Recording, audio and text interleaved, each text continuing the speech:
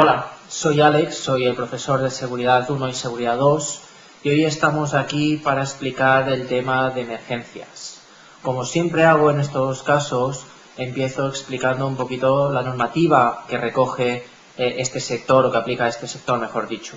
Entre ellas, siempre empezamos por la más básica, que es la Ley 31/1995, en su artículo 20, que explica que el empresario, teniendo en cuenta el tamaño y la actividad de la empresa, deberá analizar las situaciones de emergencia, adoptar las medidas para primeros auxilios, lucha contra incendios y evacuación, designar el personal responsable de actuar en caso de emergencia y también realizar las comprobaciones periódicas para que el sistema de emergencias sea el adecuado. Aparte de la normativa básica de esta Ley 31/1995, hay otras normativas de orden inferior que también nos aplican. Entre ellas tendríamos el Real Decreto 393 del 2007, que es el reglamento de autoprotección. Después tendríamos el Real Decreto 513 de 2017, este es muy nuevo, muy reciente, de mayo de este año, en el cual se explican el reglamento de instalaciones de equipos de lucha contra incendios. También podríamos hablar de los decretos autonómicos de aplicación para el caso de planes de autoprotección. Recordad que las emergencias son competencias que están derivadas a las comunidades y que cada comunidad ha legislado en su ámbito para regular cómo se deben redactar estos planes de autoprotección. Pero bien, esto hablaremos un poquito más adelante. Y después, por último, aunque no sea propiamente de emergencias, también es importante recordar el Real Decreto 681 del 2003, que habla de atmósferas explosivas. ¿Por qué cito este Real Decreto también? Pues por un tema, porque este Real Decreto va ligado con el tema del plan de emergencias, porque es una de las posibles emergencias que podemos tener en nuestro espacio de trabajo y que aparte del plan de emergencias nos pide que se redacte otro documento como es el documento de protección contra explosiones que complementará este plan de emergencias. ¿Vale? Ya veis que ya acabo de introducir otro nuevo concepto, que es el plan de emergencias, que es el documento básico que tendrán todas las empresas para explicar, documentar y trabajar en las emergencias que puedan pasar en su centro de trabajo y tener documentados los medios tanto personales y materiales que se necesitarán para evitarlas en caso de que suceda. ¿Vale? Este plan de emergencias, ¿qué intenta explicar? Pues que intenta dar respuesta a 5 preguntas, que son el qué haremos, quién lo hará, cómo se actuará en caso de emergencia, cuándo actuaremos y dónde se actuará. ¿Vale? Con un solo objetivo, que es minimizar o disminuir los daños sobre las personas y sobre las instalaciones. Por este orden, es importante que se remarque que tiene que ser por este orden. Es siempre prioritario salvar las personas que tenemos en una instalación, en un centro de trabajo donde se produce una emergencia, antes de empezar a intentar salvar o proteger las instalaciones o equipos que tengamos en ese mismo centro de trabajo.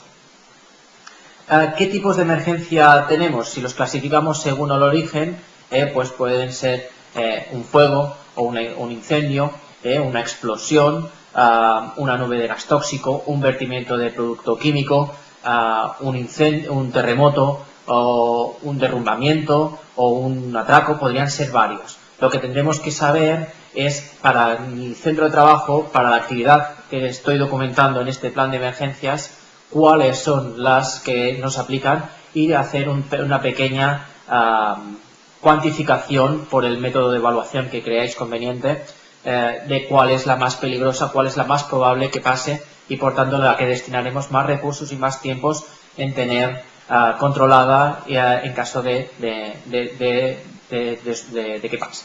¿Vale?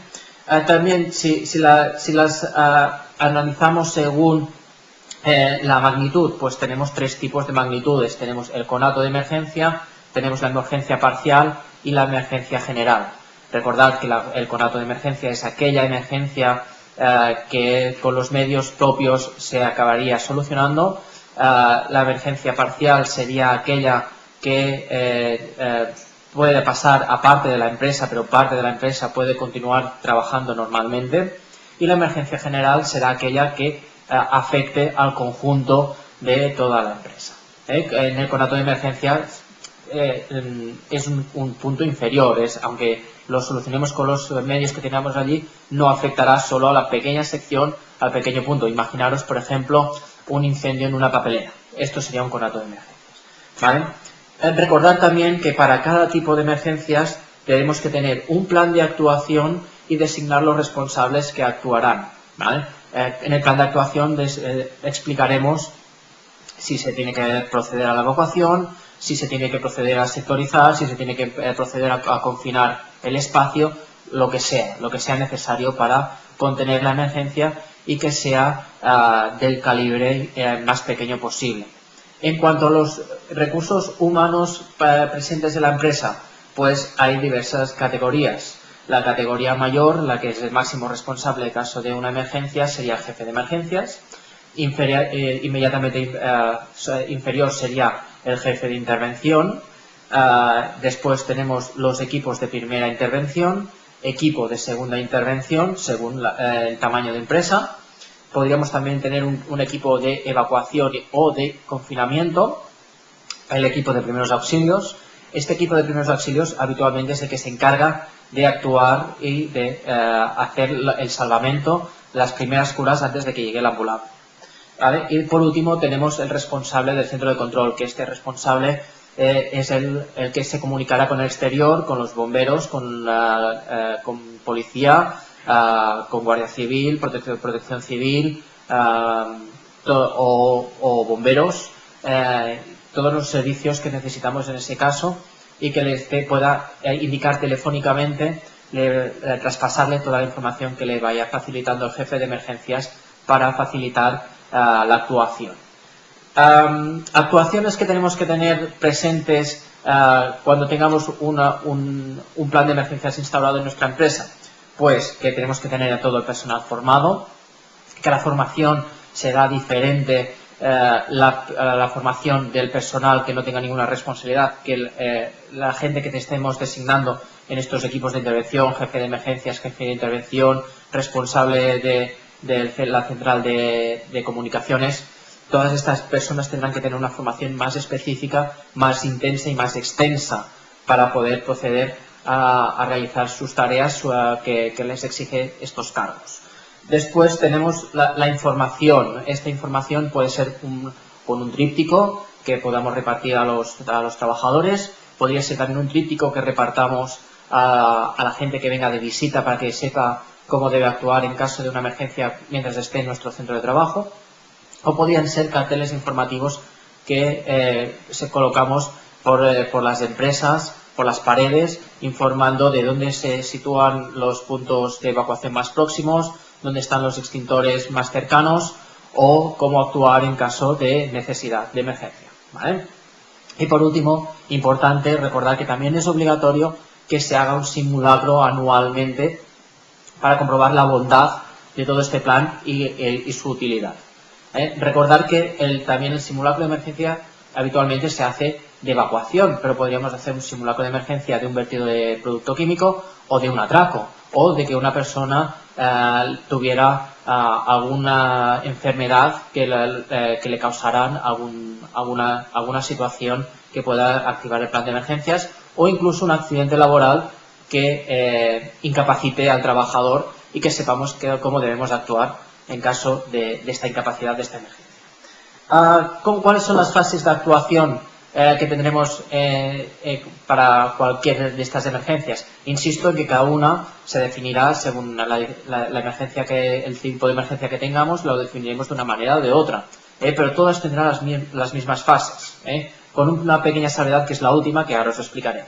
Primero siempre tendremos la fase de alerta. En esta fase será la fase en que automáticamente, porque tengamos medios automatizados o humanamente, se detecte esta alarma. Imaginaros en una empresa que se declara un incendio, automáticamente podríamos tener los detectores de humo que actuarían inmediatamente, o sprinklers, los rociadores, que también podrían actuar en caso de que la temperatura fuera muy elevada, y estos serían los medios automáticos. Medios humanos, pues que alguien detectara este incendio y actuara dando el grito de alarma o actuando sobre el pulsador de alarma. Después tenemos la segunda fase, que es la fase de alarma. En esta fase el jefe de emergencias debería situarse, debería saber cuál es la magnitud de esa emergencia y debería ser capaz de movilizar los recursos humanos necesarios para actuar. Debería decidir también en este punto si es obligatoria hacer la evacuación o no es necesaria según el tipo de emergencia. Y esta es la tercera fase, la evacuación. Esta ya os digo que estará presente en algunos tipos de emergencias, pero en otras no. Por ejemplo, si tenemos un accidente laboral en el que el señor esté desangrando, pues evidentemente no causará una emergencia, una evacuación. Deberemos activar el equipo de primeros auxilios y se acabaría ahí la actuación en caso de emergencia. Como os decía, en la evacuación siempre se tiene que hacer por las vías despejadas, por las vías habilitadas para tal finalidad, y siempre se tiene que ir al punto de encuentro. Todo el mundo se tiene que concentrar en el punto de encuentro hasta que el jefe de emergencias pueda hacer el recuento de las personas y pueda declarar por finalizada la emergencia o finalizado el simulacro, si es que es un simulacro, o citar a la gente para que se vaya a sus respectivos domicilios y esperar nuevas instrucciones si es que se prevé que la resolución de la emergencia puede ser con un tiempo suficientemente largo. ¿Cuáles son los equipos que podemos tener en nuestro centro de trabajo para actuar en caso de emergencias? Pues son muy diversos. El más típico que tenemos son los extintores, que son estos elementos de color rojo que tenemos colgados en la pared, que habitualmente en las empresas solemos tener dos tipos de extintores. Solemos tener el extintor de CO2, que es el de anhídrido carbónico, dióxido de carbono, podéis verlo en las tres nomenclaturas, que este solo sirve para fuegos eléctricos. Lo que saca es una espuma de color blanco, y veréis que este extintor, su manguera acaba siempre en forma de embudo, para dispersar mejor la salida del material extintor, ¿vale? También tenemos los extintores de polvo, que son los extintores polivalentes de tipo ABC, que esto quiere decir que son útiles para contrarrestar incendios para sólidos, líquidos o gases, ¿vale? Veréis que la manguera acaba en una punta muy estrecha y que suele ser más pesado que el de CO2, y que pueden estar separados, repartidos por toda la parte de la empresa. Los de CO2 acostumbran a estar al lado de los cuadros eléctricos o donde haya instalaciones más del tipo eléctrico. Recordemos que los extintores siempre se deberían pasar una revisión trimestral por parte de la empresa, una revisión anual por parte del suministrador, de la empresa certificada externa a la empresa, y cada 5 años necesitan un retimbrado. Por tanto, la empresa suministradora se los llevará y traerá unos extintores nuevos con el retimbrado. Esto quiere decir que los vacian, los vuelven a llenar del elemento extintor y los vuelven a traer a la empresa, ¿vale? Recordad también que es importante que todos estos elementos de emergencias estén señalizados con la señal roja fotoluminiscente a la altura necesaria para que sean visibles desde cualquier punto de la empresa, incluso y fotoluminiscentes por si hay humo o falta de luz que se vean igualmente de manera fácil, ¿vale? También tenemos otros elementos de protección contra incendios, que son las BIEs, boca de incendio equipada, que estas suelen ser de dos tipos, de RACOR 25 o de RACOR 45, según el tamaño de la manguera y la longitud o la presión de agua que necesitemos por nuestras instalaciones. También es importante, que me lo dejé con el tema de los extintores, recordar que no debería haber los extintores separados de manera que haya un recorrido superior a más de 15 metros de cualquier punto de la empresa hasta el extintor más cercano. 15 metros, recordemos. También lo que tenemos son las vías de evacuación, que habitualmente están con las puertas antipánico, con la barra antipánico. También podríamos tener las puertas de sectorización contra incendios, que estas son las puertas RF. Este RF llega a asociar un número, que es RF30, RF60, RF120. Este número de detrás lo que nos está indicando es el número de minutos que nos garantiza ese fabricante que él va a resistir el paso del fuego por esa puerta. En cuanto a las salidas de emergencia, como os decía, con las salidas antipánico, y recordar que no deberíamos recorrer más de 25 metros desde cualquier punto de la empresa hasta la salida de emergencias más cercana, ¿vale? También podríamos tener los rociadores, los sprinklers que os decía antes, que son unos sistemas que van con agua a presión, que están situados en el techo de los centros de trabajo y que cuando saltan lo que hacen es rociar agua para intentar apagar el fuego directamente. Desde extintores tendríamos de otros tipos, pero os he citado los más típicos, los más habituales en los centros de trabajo. Después, si tenemos una empresa química, pues podríamos tener otros tipos de extintor más adecuados según el tipo de emergencia o el tipo de contaminante, que producto químico que tengamos, ¿vale? Recordemos también, como en el tema del extintor, como os decía, que había una nueva normativa de mayo, el Real Decreto 513 del 2017. La novedad más importante respecto a la normativa que ya existía es la altura de situación de los extintores en las paredes. Hasta mayo podían estar desde 0 hasta 170 centímetros del suelo, midiendo desde hasta donde está el manómetro del extintor. Con esta nueva normativa se nos ha reducido este intervalo y solo pueden estar entre 80 centímetros del suelo y 120 centímetros del suelo, ¿vale? ¿Cómo actuaremos en caso de un incendio? Pues siempre deberemos conservar la calma, no deberíamos correr ni chillar, seguir el recorrido de evacuación más corto para salir de la forma más segura posible. Si el fuego es de origen eléctrico, miraremos de no apagarlo con agua, siempre con el extintor de CO2. Siempre, si es posible, desactivar las energías que haya en el centro de trabajo. Si hay humo, intentaremos caminar agachados y usar un trapo como mascarilla. Siempre iremos a niveles inferiores de la empresa. En aquellos centros de trabajo que sean de 4, 5, 6 plantas o superiores, siempre tendrán prioridad los de las plantas superiores de evacuación.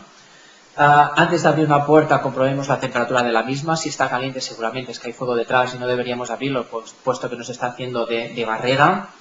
Si la salida está bloqueada, deberíamos ponernos en un sitio seguro y esperar calmadamente a que vengan a buscarnos. Esto sería el confinamiento. Si se incendia la ropa, no tenemos que correr. Lo que tenemos que hacer es tirarnos al suelo y rodar para intentar apagar este fuego. Y no perder el tiempo buscando objetos personales. No utilizar montacargas. Si hay hundimiento del suelo, siempre circularemos alrededor de la pared porque son las partes más resistentes de la estructura. Siempre seguir la información del personal especializado. Ayudar a salir a niños, minusválidos y personas mayores. Y por último, nunca volver atrás cuando se ha iniciado la evacuación. Con el extintor, si nunca tenéis que utilizar un extintor, ¿cómo funcionan? ¿Cómo deberíamos actuar con ellos? Pues lo primero que tendríamos que hacer es descolgarlo de la pared. Si es un extintor de polvo, os recomendaría que dierais 2 o 3 golpecitos contra el suelo para evitar que este polvo esté compactado y que si está compactado que se disgregue para que salga correctamente por la boquilla. Después retiraremos el precinto de seguridad. Enfocaremos la boquilla a la base de las llamas y actuaremos siempre a una distancia aproximada de unos 3 metros del frente de las llamas y apretaremos la válvula de descarga de manera que todo el polvo o agente extintor que estemos utilizando vaya contra la base de las llamas para provocar una película de este agente extintor para evitar que el comburente oxígeno que hay en el aire tome contacto con el combustible y por tanto que el fuego se apague. Siempre es importante recordar cuando vayáis a centros de trabajo nuevo cuáles son las 4 o 5 cosas importantes de saber de cualquier centro, que es la ubicación de los equipos de emergencia, la ubicación de las salidas de emergencia, dónde está el punto de encuentro y cuáles son las alarmas, los sonidos de emergencia que puedan sonar por megafonía, ¿vale?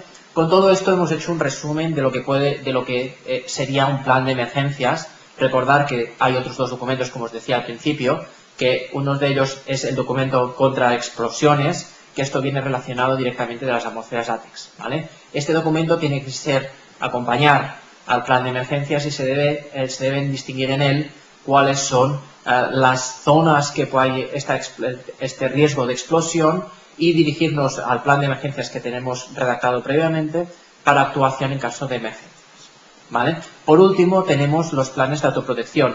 Cuidado, es importante no confundir el plan de emergencias con el plan de autoprotección. El plan de autoprotección es un documento mucho más intenso que nos reclaman las autoridades públicas de protección civil. En el caso de Cataluña se tiene que entregar por una plataforma que se llama Hermes, pero cada comunidad, como os decía al principio, cada comunidad autónoma tiene su manera de proceder, y lo que hace Protección Civil es validar que este documento es correcto, archivarlo, repartirlo si es necesario entre empresas del entorno de esta instalación que necesite este plan de autoprotección, y tenerlo controlado por su peligrosidad, por su alta probabilidad de que si pasa un accidente haya víctimas de manera fácil. Es importante tenerlos controlados, los planes de autoprotección. En estos documentos también se hace una integración con planes de orden superior, por ejemplo, los que pueda decretar el gobierno autonómico contra inundaciones o contra nevadas o por temas de accidentes de tráfico de este calibre. También se tiene que hacer el simulacro anual, se debe comunicar igualmente a Protección Civil y es importante tenerlo controlado. La pregunta sería, ¿cómo sabemos si mi empresa necesita un plan de emergencias o un plan de autoprotección? Pues habitualmente las comunidades autónomas en sus decretos de aplicación hacen una lista exhaustiva de las actividades que consideran que son sensibles a tener un plan de autoprotección y que les exigen que lo tengan incluido dentro de su prevención de riesgos laborales. Con esto os he hecho un pequeño resumen de todo el tema de emergencias que creo que os puede ser útil. Igualmente recordaros que si hay alguna duda, algún inconveniente, alguna cosa que se os plantee tanto a raíz de revisar este vídeo o de haber leído el capítulo correspondiente, pues podéis mandarme un correo electrónico, podéis llamarme cuando en las horarios de tutoría y estaré encantado de atenderos y de daros las respuestas oportunas. Sin más, os emplazo para el próximo vídeo. Hasta pronto.